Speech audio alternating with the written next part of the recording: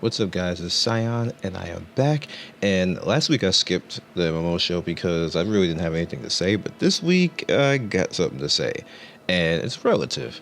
Now, we just recently found out that Dragon Nest has pretty much not done what Nexon wanted it to do, and I have a few reasons for that.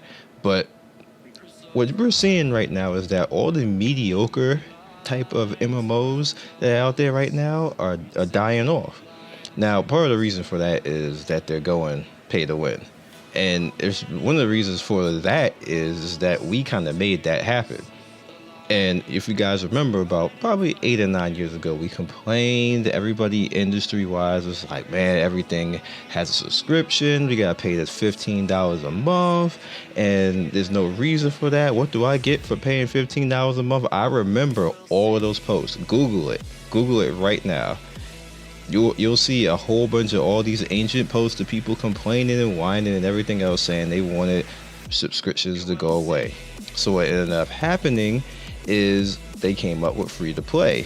I don't know who was the first company to actually do it. I wasn't really paying attention to that. But what ended up happening is the company started to see that people will spend money a whole lot faster on free-to-play games than they do on subscription games. In fact, right now, if you look at the market, and a few companies have actually put it out right now, is $1 billion that have gone into gaming right now, as far as MMOs. 33% of that was mobile. And between all those mobile games, is a majority of them are free-to-play. A vast majority of them. There's very few mobile games that you're going to have that's pay to play. So you're talking about 33% of $1 billion that's free to play. That means that that's a lot of people splurging. That's a lot of people spending a lot of money. So when you look at that and then you start to look at these MMO companies and people are like, well, why are they doing that? Why are they doing free to play? Why are they doing the pay to win stuff? It's because you guys pay for it. We can't, as the public, we can't take any other responsibility other than that. We're the ones paying for it. All of us. Even if individually you say, oh, I didn't do that, I didn't do that. Somebody's doing it. If it's getting to $1 billion, somebody's doing it. So we just got to take responsibility and hold the L. You can't sit there and start yelling at companies saying, what the hell are y'all doing, when they're making billions? Like, what do you want the company to do? You want the company to sit there and just throw a game at you for free? And you're not paying anything and you're not doing anything, when they could just basically make it so that so a guy could be a credit card warrior and they get rich. Yes, it sucks. Yes, it's not right at the end of the day. Yes, it takes away from the skill and it takes away of the legacy of all of this, the legacy of it being about the player.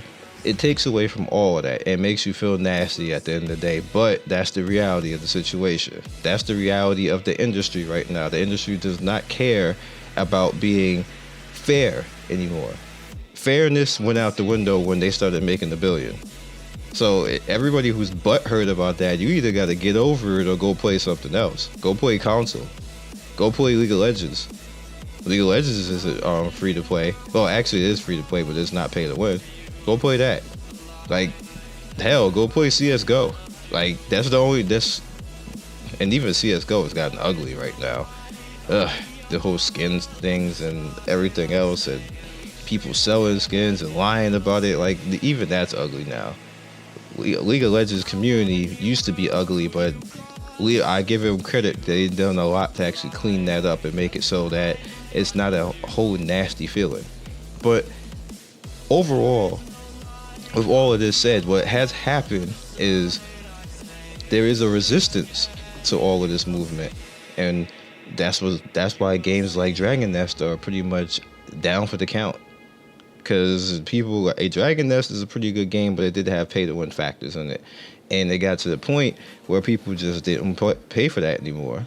Even the pay to win, they didn't pay for that anymore. Because what happens is you get people to pay for something. I'll give you an example.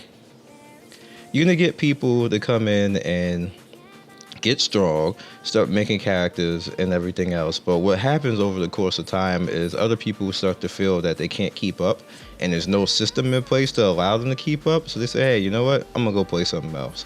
So more one by one, people start doing that. Then all you're really left with is the people who all paid. Now, money isn't an infinite thing. So eventually people get tired of that. They get to the strength they want to get to, and then they say, hey, you know what? That's it for me. I'm done.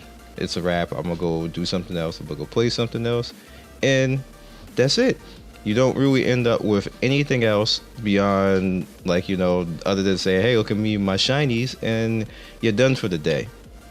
So then they're gone. So now you have basically people coming in and peeking at the game, and other people coming in and peeking at the game, maybe people coming back to the game, but none of that can sustain a game for that long. So stuff like what happened with Dragon Nest is, the Nexon said, hey, well, this isn't making any money, we're going to give it back to the original publisher.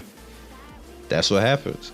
It's going to continue to happen across the board as games get older and older in look and feel, and just start to get tired. No matter how much you update them, it's going to happen. Even the World of Warcraft, the granddaddy of them all, can't survive that. Like it's slowly, like, people gonna come back and play. I'm coming back and playing. Everybody's gonna come back and play, get their legendaries and everything else, and then the swoon is gonna happen all over again. When it's dipped now, it's probably gonna end up at 5 million. It was at 7 like last year. It's probably gonna end up 5, maybe 4 million this time around when it dips. Is like you can't escape Father Time. You can't escape the whole game aging. Like games have to reinvent themselves and be new. It's just unfortunate, but at the end of the day, we're gonna have new stuff. I'm pretty confident that we have a few games coming up on the horizon, and I'm looking forward to that. So it's not all doom and gloom, and it's gonna be the end of the world. We got stuff coming. So other than that, I really don't have anything else to tell you. Just, you're gonna see these games one by one start to fall. Like I hate to say this, but stuff like Vindictus, I don't see that lasting much longer. I don't see things like, those games at Perfect World, all those games at Perfect World. I think Neverwinter will last. I think Star Trek will last, but probably all the rest of them are going to start to fall one by one. And the same thing that with area games, those games are going to start to fall one by one. Like, it's impossible. They're not going to last like that. So you guys be legendary, and I will see you next video. Peace. I'd like to thank everybody for 10K subs. You have no idea how much I appreciate that. And if you liked what you saw in this video, please click the top right to click more of my videos, or click the bottom right to subscribe to the channel. Once again, one love, peace, and I will see you next video.